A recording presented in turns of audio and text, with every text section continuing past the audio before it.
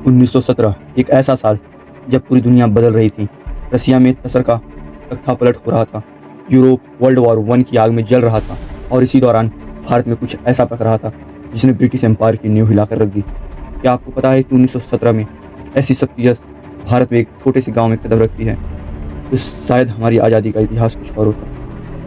नमस्कार दोस्तों, मैं हूं अमित और आज हम 110 साल पीछे उस दौर में चलेंगे जहां एक तरफ भूख और बीमारी थी तो दूसरी तरफ आज़ादी की सुरक्षा की चिंगारी। 1917 भारत आज के भारत से बिल्कुल अलग था। ना तो वहाँ कोई मॉडर्न टेक्नोलॉजी थी और ना ही आज़ादी की कोई क्लियर तस्वीर। पूरा देश ब्रिटिश राज के तले दबा हुआ था। पर इस साल दो ऐसी बड़ी घटनाएं हुई जिन्होंने आने वाले 30 सालों का रास्ता तय कर दिया। पहली घटना एक ऐसी लड़ाई जो बिना किसी हथियार के सिर्फ एक जिद पर लड़ी गई, और दूसरी घटना ब्रिटिश सरकार का वो मास्टर स्ट्रोक जिसने इंडियंस को पहली बार सरकार चलाने को सपना दिखाया, पर उसका पीछे एक गहरा धोखा था। आज हम बात करेंगे चंपारण सत्याग्रह की और उस मॉन्टेग्यू डिक्लेरेशन की जिसने अंग्रेजों के दिमाग में डर बैठा दिया। आखिर ऐसा क्या हुआ था 1917 में कि ब्रिटिश इंटेलिजेंस की रातों की नींद उड़ गई थी। चलिए डिटेल में जान समझते हैं। इस कहानी की शुरुआत होती है बिहार के एक छोटे से गीले सिकुआन से भरे इलाके से, चंपारण। यहाँ के किसान एक अजीब और दर्दनाक कानून के तहत जी रहे थे जिसे 3 कठिया सिस्टम कहा जाता था। इस कानून के मुताबिक हर किसान को अपनी जमीन के 20 कट्ठे में से 3 कट्ठे पर इंडिगो यानी नील की खेती करनी ही पड़ती थी। अब आप सोचिए कि नील की खेती में क्या ही बुराई थी। बुराई ये थी दोस्तों कि नील की जड़ें जमीन को बिल्कुल बंजर बना देती थी। एक बार जहाँ नील उगा ली वहाँ फिर चावल या गेहूँ नहीं उग सकता था। और सबसे बड़ा झटका तब लगा जब जर्मनी में आर्टिफिशियल सिंथेटिक बना लिए। अब ब्रिटिशर को नेचुरल नील की ज़रूरत नहीं पड़ती थी, पर उन्होंने किसानों को मुफ्त नहीं छोड़ा। उन्होंने कहा अगर इस खेती से आज़ादी चाहिए तो हमें कंपनसेशन और लगान देना पड़ेगा। किसान भूखे मर रहे थे, उनके पास खाने को दाना नहीं था और अंग्रेजों ने उनकी आखिरी कोठी भी छीन ली। फिर एंट्री होती है एक ऐसे शख्स की जो साउथ अफ्रीका से एक नया हथियार सीख कर आया था, सत्याग्रह। राजकुमार शुक्ल नाम के एक आम किसान ने बार बार बुलाने पर अप्रैल 1917 में मोहनदास करमचंद गांधी चंपारण पहुंचे। ये गांधी जी के भारत में पहला बड़ा आंदोलन होने वाला था। जैसे ही गांधी जी ने मोतिहारी स्टेशन पर उतरे, ब्रिटिश मजिस्ट्रेट ने उन्हें तुरंत चंपारण छोड़ने का ऑर्डर दे दिया। अंग्रेजों को लगा कि ये डर जाएंगे, पर यह इतिहास ने एक ऐसा नया मोड़ लिया।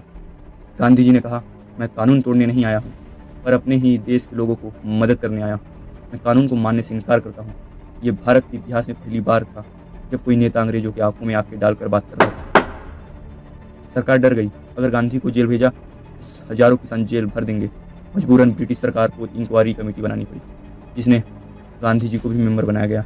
नतीजा क्या हुआ? 3 कटिया सिस्टम को ख़त्म करना पड़ा। अंग्रेजों को किसानों से लूटा हुआ 25% पैसा वापस करना पड़ा। लेकिन 1917 की कहानी सिर्फ चंपारण तक नहीं थी। देश की दूसरी तरफ लंदन में बैठे ब्रिटिश ऑफिसर के हाथ पांव फूल रहे थे क्योंकि वर्ल्ड वॉर वन चल रहा था और ब्रिटेन को भारत के पैसे और सिपाहियों की सख्त जरूरत थी। दूसरी तरफ बाल गंगाधर तिलक और एन ए बसंत ने होम रूल शुरू कर दिया था जो पूरे देश में तेजी से फैल रहा था। अंग्रेजों को समझ आ गया था कि अगर इस वक्त इंडियन को खुश नहीं किया तो 1857 जैसा एक और बड़ा विद्रोह हो सकता है। लेकिन 20 अगस्त 1917 को secretary of state Edwin Montagu ने ब्रिटिश पार्लियामेंट में एक बड़ा बयान दिया जिसे मॉन्टेग्यू डिक्लेरेशन या अगस्त डिक्लेरेशन कहा जाता है। उन्होंने वादा किया कि ब्रिटिश सरकार का मकसद भारत में रिस्पॉन्सिबल गवर्नमेंट यानी एक ऐसी सरकार बनाना है जिसमें इंडियंस का भी हिस्सा होगा। लेकिन इसमें एक बहुत बड़ा झोल था। उन्होंने कोई एग्जैक्ट डेट नहीं दिया। ये सिर्फ एक लॉलीपॉप था ताकि Indians leader world war one में अंग्रेजों के साथ देते रहे। कुछ लीडर्स ने इसे भारत का मैंगना डेटा की तरह देखा तो कुछ ने एक बिना सूरज के सेवर कहा। इस डिक्लेरेशन के आगे चलकर 1919 में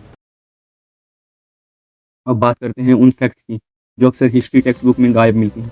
फैक्ट नंबर 1, 1917 में गांधी जी ने गुजरात के गोधरा में पहली बार इंडेंटर लेबर यानी कि गिरमितिया मजदूर टाटा के खिलाफ आवाज़ उठाई थी जिसके तहत इंडियंस को जबरदस्ती विदेश भेजा जाता था। अपनी वार्निंग के बाद ब्रिटिश सरकार को इस प्रथा को बंद करना पड़ा। फैक्ट नंबर 2, क्या आपको पता है कि 1917 के इस दौर में नेताजी सुभाष चंद्र बोस ने कैम्ब्रिज यूनिवर्सिटी के लिए अप्लाई करने की तैयारी शुरू की थी।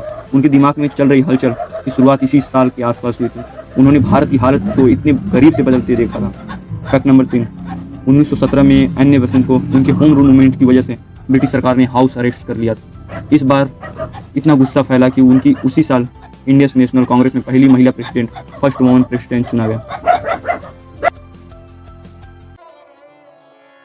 तो दोस्तों, 1917 का साल सिर्फ एक कैलेंडर नहीं था, ये वो साल था जो भारत के डर के आगे जीतना सीखा। चंपारण ने देश को महात्मा दिया और मॉन्टेग्यू डिक्लेरेशन के दिखा दिया कि आज़ादी अब ज़्यादा दूर नहीं है। अगर 1917 में इन किसान पीछे हट जाते या गांधी जी ब्रिटिशर के ऑर्डर से डर गए कि वापस चले गए थे, तो शायद आज हमारा देश वैसा ना होता जैसा हम देख रहे हैं। ये साल हमें सिखाता है कि बदलाव हमेशा एक छोटे से कदम से होती है, एक मजबूत जिद से शुरू होता है। आपको क्या लगता है, क्या मॉन्टेग्यू डिक्लेरेशन सच में अंग्रेजों की एक चल रही या उनकी मजबूरी थी? मुझे नीचे कमेंट में ज़रूर बताइएगा। अगर वीडियो इन्फॉर्मेटिव लगी तो इसे लाइक करें, दोस्तों के साथ शेयर करें और ऐसे ही डीप हिस्टोरिकल ब्रेकडाउन के लिए चैनल को सब्सक्राइब जरूर करें। मिलते हैं अगले वीडियो में, तब तक के लिए जय हिंद।